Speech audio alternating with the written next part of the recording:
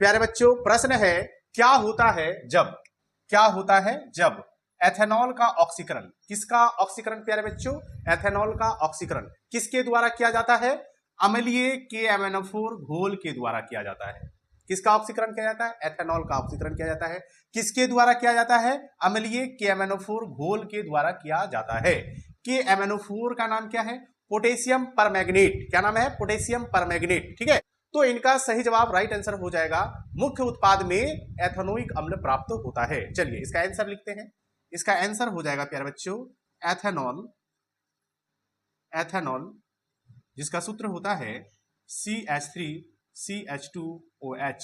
Ethanol का ऑक्सीकरण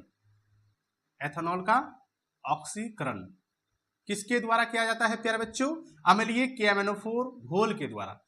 लिखेंगे अम्लीय KMnO4 घोल के द्वारा किया जाता है, तो मुख्य उत्पाद में एथेनोइक अम्ल प्राप्त होता है। तो मुख्य उत्पाद में एथेनोइक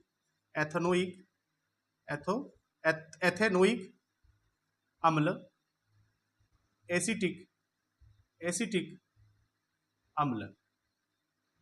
अम्ल जिसका सूत्र होता है CH3COOH प्राप्त होता है। ठीक है, यही इसका आंसर हो जाएगा। ठीक है, तो चलिए प्यारे बच्चों इसका रासायनिक समीकरण लिखते हैं। रासायनिक समीकरण हो जाएगा एथेनॉल का सूत्र होता है CH3CH2OH।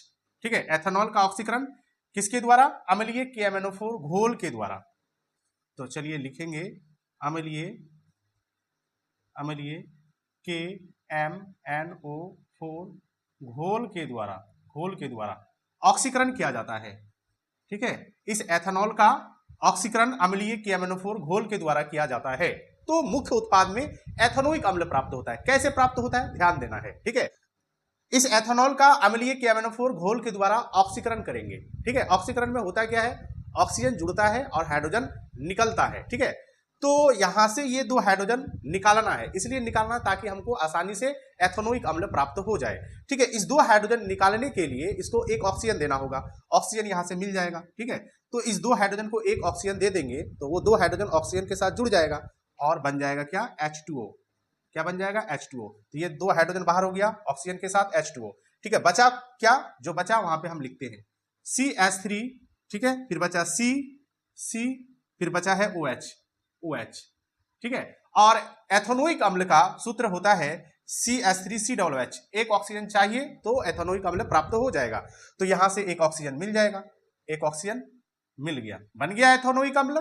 ठीक है, तो एथेनॉल का ऑक्सीकरण जो होता है अम्लीय KMnO4 घोल के द्वारा, तो मुख्य उत्पाद में क्या प्राप्त होता है? एथेनोइक अम्ल प्राप्त होता है। यहाँ पे कितना ऑक्सीजन का उपयोग हुआ? 2 ऑक्सीजन का उपयोग हुआ, तो यहाँ पे हम क्या लिख देंगे?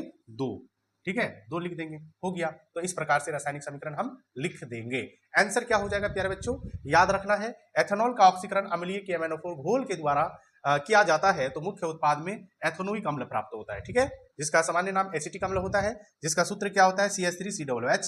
ठीक है, ये आपका एथेनॉल है, इसका ऑक्सीकरण अम्लीय KMnO4 घोल के द्वारा जब हम किए तो H2 ऑक्सीजन के साथ जुड़ गया और H2O बाहर हो गया, जो आपका सह उत्पाद है। ये आपका क्या है? सह उत्पाद है, और ये आपका क्या है?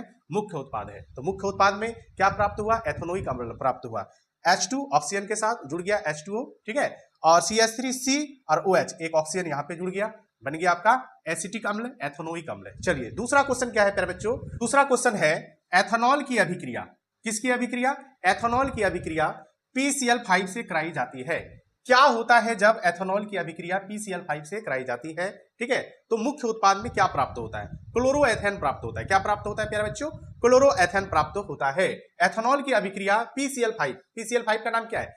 P से फास्फोरस, 5 से पेंटा, Cl से क्लोराइड, फास्फोरस पेंटाक्लोराइड। ये फास्फोरस पेंटाक्लोराइड का सूत्र है। ठीक है, एथेनॉल की अभिक्रिया जो है फास्फोरस पेंटाक्लोराइड से कराई जाती है, तो मुख्य उत्पाद में क्या प्राप्त होता है? तो मुख्य उत्पाद में क्लोरोएथेन प्राप्त होता है। इसका आंसर हो जाएगा प्यारे बच्चों एथेनॉल की अभिक्रिया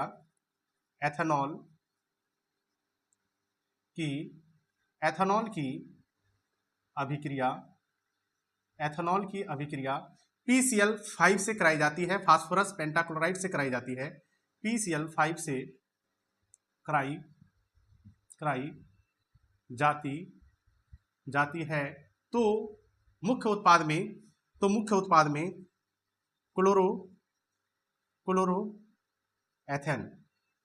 क्लोरोएथेन जिसका सामान्य नाम क्या होता है, जिसका सामान्य नाम होता है एथिल क्लोराइड, ठीक है, एथिल क्लोराइड, जिसका सूत्र होता है CH3CH2Cl। एथिल क्लोराइड का सूत्र, क्लोरोएथेन का सूत्र CH3CH2Cl होता है, तो प्राप्त होता है, ठीक है प्यारे बच्चों। आंसर हो जाएगा एथेनॉल का सूत्र क्या होता है, CH3CH2OH। एथेनॉल का सूत्र, एथेनॉल की अभिक्रिया PCl5 से कराई जाती है, तो मुख्य उत्पाद में क्लोरोएथेन जिसका सामान्य नाम एथिल क्लोराइड होता है, सूत्र होता है CH3CH2Cl प्राप्त होता है। चलिए इसका रासायनिक समीकरण लिखते हैं। रासायनिक समीकरण हो जाएगा, एथेनॉल का सूत्र होता है CH3CH2OH, ठीक है। इनका अभिक्रिया जो है किनके साथ, PCl5 के साथ। एक छोटा सा ट्रिक बता रहे हैं बाबू, उस ट्रिक को याद रखना, ठीक है, फिर आप आसानी से अभिक्रिया क्या कर लोगे, कंप्लीट कर लोगे, ठीक है बाबू। एक छोटा सा ट्रिक है, बस ट्रिक को याद रखना है। CH3CH2OH, CH2OH, इसको इस तरह से हम लिख सकते हैं ना, कोई दिक्कत तो है नहीं, बस इस ट्रिक को याद रखना, ठीक है, दिमाग में जो है अच्छी तरीका से बिठा लेना, फिट कर लेना, ठीक है। CH3CH2 सिंगल बॉन्ड OH इस तरह से लिख सकते हैं ना, OH इस तरह से लिख सकते हैं। PCl5 को इस तरह से लिख सकते हैं, एक Cl इधर दे देंगे और एक Cl इधर, और 3 Cl इस प्रकार से लिख देंगे, लिख सकते हैं ना। यहां से ऐसे कट करेंगे, यहां से ऐसे कट करेंगे, बस ट्रिक हो गया।